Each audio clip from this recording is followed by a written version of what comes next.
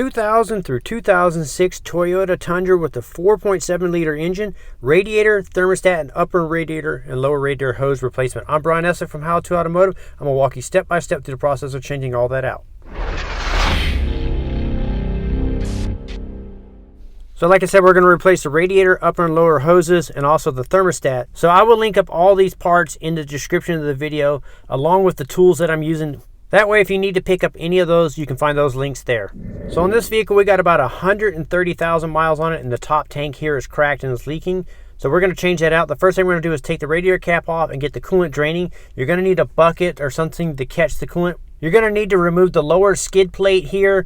If you're doing this at home, use floor jacks and jack stands to jack the nose up. And you're going to go around the perimeter of the shield and remove the 12mm bolts. There's going to be about 6 or 7 of them. I would also remove the plastic covers on the left and right side of the shield here. To make quick work of removing the shield, I'm using my Milwaukee Tools 3/8 stubby impact. Now, tools like this are not a must, but they are definitely something that's going to make your life easier. So I would highly recommend them. I will link this one up in the description of the video.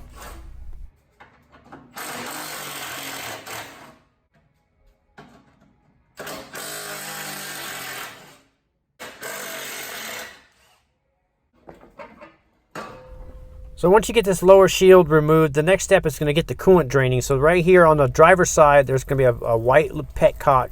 You're going to screw this counterclockwise and open this up. If you take the radiator cap off, it drains faster. Then after that, I'm going to put some hose clamps on the transmission cooler lines here. And I'm going to crimp these off. And what we're going to do is take these hoses off, and these crimps will prevent all the transmission fluid from draining out of it.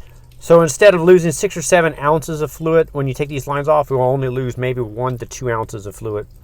So I'm just using some 45-degree angle needle nose pliers and pull the hose clamps back, and then you use the regular pliers like this and twist the hose, and that'll break it free, and then you can pull the hoses off the ports. So as you can see here, as I got this line off, only an ounce or so of the transmission fluid ran out of the line. So you're going to remove the transmission cooler line from both the left and the right side of the radiator. Once you get those both removed, then you can go ahead and loosen up the hose clamp here, and you can take the lower hose off the bottom of the radiator right here. To help get the hoses off, if you have a pick tool like this, it makes it easier. You just pick around the hose, then you can pull it off. Now, if you look above on the fan shroud here, we can split the bottom half of the fan shroud off, and there's a metal clip. So you're going to peel this metal clip back. And once you peel it back and pull it off, then the bottom of the fan shroud will pop off like this. And this will allow us to get the radiator and fan shroud out of the vehicle without taking the fan off. So we want to peel this off. And you're going to do this on both the left and the right side of the fan shroud. So here I am on the driver's side, and there's another clip here. So there's 2 clips, one on the left, one on the right. And then we can pop them out of the little catches at the bottom of the fan shroud. So now you can go ahead and set this aside. Now back up top, we're going to go ahead and get started by loosening up the hose clamps here and taking off the upper radiator hose. Also, this AC line goes across and is mounted onto the fan shroud. We're going to remove the 10mm bolt right here and take this off. We're just going to leave it connected. We're just going to push it off to the side like this when we go to take it out. So now we're going to take off the second hose clamp here, and then we're going to finish pulling the hose all the way off. So loosen up the clamp, pull the hose off.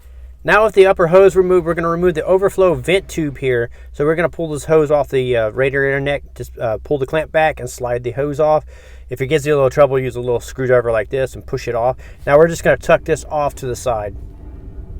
To make it a little easier to remove the radiator, I'm going to go ahead and finish removing the lower radiator hose. So go ahead and loosen the clamp up. And then once you got that loosened, we can pull this hose off and pull it out.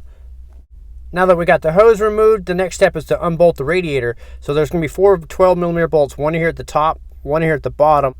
Then we'll go over to the driver's side here, and the same thing, there'll be one at the top and one at the bottom. And these are pretty easy to get to. You can even use power tools such as I'm using here. Like I said, they're 12mm fasteners. The top one I use the impact gun, but the bottom was I use a ratchet here to get to a little thinner because it's tucked behind the bumper a little bit. Now that we got the 4 fasteners removed from the radiator, it's time to lift the radiator out. So when we go to do this, we're going to lift it straight up. We're going to leave the fan shroud and everything hooked up to it. We're just going to lift it straight up. You have to keep it close to the front of the car, though. You want it to scrape the front of the core support and go straight up. I'm reaching underneath with my hand to help keep the bottom of it down level. so I can slide it up just like this, or if not, it'll snag on the fan. So now that we got the radiator out, now we can get to the thermostat much easier with the radiator out. So we're going to remove the 3 fasteners. So there's 1 on the bottom and then 2 on the top here that you can see. To get to those fasteners, I'm using a 12mm socket and about a 3-inch extension with my cordless ratchet here. Once you get the 3 fasteners removed, now you can go ahead and just wiggle it and pull it off. Usually they're kind of stuck on there, kind of glued on there if they've been on there for a long time. So go ahead and pull it off, and then you can go ahead and get the housing cleaned up. You want to check and make sure that it's not pitted. If it's pitted up, then you'll need to replace it. And then we're going to clean up the surface here. So it's pretty common for calcium to build up on the neck here, so you want to get that cleaned off. And if the housing is pitted, you can replace it. Also, the inner housing is replaceable. So after getting that cleaned up or replacing the parts, you can go ahead and take your thermostat here, and you're going to have to put your gasket on. So you're going to flare your gasket open and slide it into the groove right here. So you'll go work that around the entire thermostat. Now that you got the gasket mounted onto the thermostat, there's a little vent that you need to look for. So it's a little brass little tab. There are a hole drilled into it right here. So you want to make sure that that's facing upwards towards the top. So when you install it into the lower housing here, or the inner housing, you'll install it like this with that vent on top. Then you can take your outer housing and put it back on, and then you can start your 3 fasteners.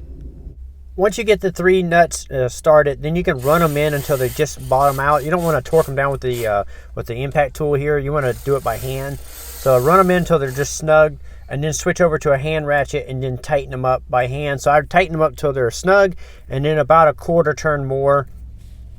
Now that we got the thermostat replaced, we're going to take our fan shroud off our old radiator and transfer it over to the new one. So we're going to remove the 4 fasteners at the corners of the fan shroud here. They're held on with 10mm bolts. So now we can transfer it over to the new one. Some of these radiators have the hardware mounted onto the radiator when you get them. Some of them will be in the box, and you'll have to look for the hardware. If it doesn't have the hardware, you have to install that on the new radiator first, so you'll find it in the box. Clip the bolts into place, and then you can go ahead and start the 4 fasteners on the new radiator. I start them all by hand. If you're using aftermarket radiators and stuff, things don't quite fit the way the original ones. You may have to tweak or twist a little bit to get things to line up. Now this is made out of plastic, so you don't want to run them down super hard, but you want to run them down until they're snug, and that's pretty much good. I'm using my little impact tool here to run them in. It has a variable trigger to allow it to ease off the pressure. So if you look on the back side of the radiator, there's going to be these hooks on the left and right side of it, and what those hooks do is they hook into the core support right here. So as you drop it in, they're going to line up with these holes right here.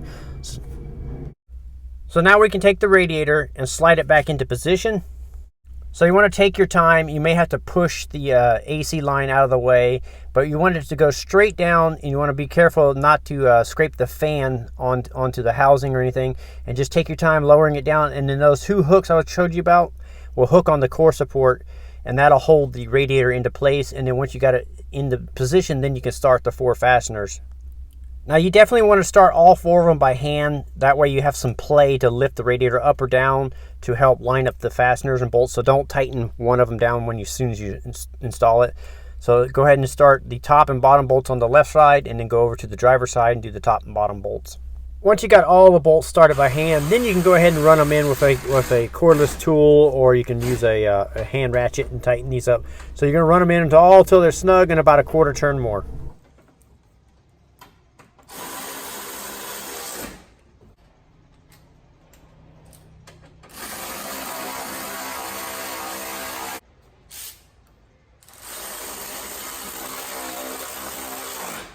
Now we can install the lower hose. You want the portion of the hose with the smaller bend to go on towards the bottom, and the one with the larger 90-degree turn goes towards the thermostat. So go ahead and feed it down there, and then you're going to start it on the thermostat housing. Once you got it started, then you can go ahead and tighten up the hose clamp. So we'll put the lower portion of it onto the radiator and tighten up the clamp from underneath the vehicle. For right now, just tighten up the hose on the thermostat housing. Now we can install the upper radiator hose. You want to pay attention to which way the hose clamps go to make it easier and make sure it doesn't come in contact with the belt. So go ahead and install it onto the neck here and then onto the radiator, and you go ahead and tighten up the hose clamps. Now that we got the upper radiator hose and clamps installed and tightened up, we're going to take the AC line here and we're going to re-secure the hold down clamp here. So it had the 10mm bolt. So you're going to put that onto the fan shroud here and go ahead and snug that up. After we get this secure, then we're going to take the coolant reservoir overflow bottle here and hook the hose up to the top of the radiator neck and put the clamp back on. Now we can go back underneath the vehicle and we can reinstall the bottom portion of the fan shroud. So they just snap into these little grooves here. So you'll line them up with the little grooves, push it in until it locks into place. And then we'll line up the tabs here and we'll put the metal clips on that held them on the left and right side. So if you look at the clip, it has a little hole right here. This is going to line up with a notch on the fan shroud up top. So you line it up and you press it on until that hole snaps over the clip on the fan shroud, and that'll hold it into place. And we're going to do the same thing for the opposite side. After we get that done, we're going to take our transmission cooler lines and go ahead and reinstall those onto the radiator, put the clamps back on, and then after that you can remove the pinch clamps. So if any of the spring tension feels weak on these clamps here, I recommend you replace the clamps. If they feel like they're still strong, then you can reuse them. So once you got the transmission cooler line secured, now you can take the lower radiator hose and slip it on and make sure you put the clamp on and tighten this up. I used my cordless ratchet to run the clamp down until it was snug, and then I switched over to a regular screwdriver and finished tightening up by hand. Now that we got the lower hose secure, we're going to go ahead and put the lower shield on, or the skid plate back on. So you'll lift it up into position and it will start the fasteners going around the perimeter of the skid plate. Once we get the skid plate installed, we're going to lower the vehicle back down and we're going to fill it up with 50% distilled water and 50% Toyota approved coolant. So you can buy it and concentrate it and mix it yourself, or you can already buy the pre-mixed. Once you got the coolant filled up, we're going to start the vehicle and run it until the thermostat opens up. So the thermostat is in the lower hose here. So once this hose goes from cold to hot, you know the thermostat has opened up. So you want to touch it with your hand to feel that. The coolant level may drop. You may have to top or adjust the coolant level off right here. Also, while the vehicle is running, it's a good idea to put the heater on, put the blower on the lowest position, and you want to feel for the warm air coming out of the vent. That way there's no air pockets in the heater system. And you're also going to want to double check your transmission fluid level. Most likely you're not going to need to add transmission fluid, but if it is low, you use Toyota approved transmission fluid. So I will link up all the parts and tools that I use in this video. And that way, if you need to pick any of those up, you can find those links in the description. I'm Brian Esser from How To Automotive. I'd like to thank you guys for watching, encourage you to subscribe, invite you to head over to the howtoautomotive.com website for more valuable videos like this. Thank you again for watching.